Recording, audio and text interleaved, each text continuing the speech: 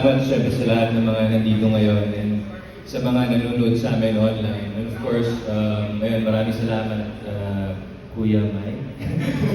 Papa Mike. Mang Inasal. Mang Inasal. And sa opportunities na binigay niyo sa amin guys para represent yung Pork Barbecue Lovers sa Inasal. Ayun. And ayun, enjoy guys. Ako naman po, sobrang thank you Sir Mike and the Mang Inasal family for having us.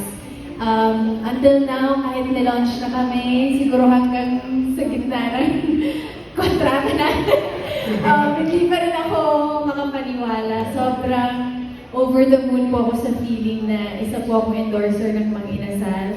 Sobrang happy po ako and very excited po ako sa partnership natin and sobrang sana maging blessed itong partnership natin. And thank you po sa media na nandito ngayon. Sobrang kami nag-enjoy. And Kuya Mike,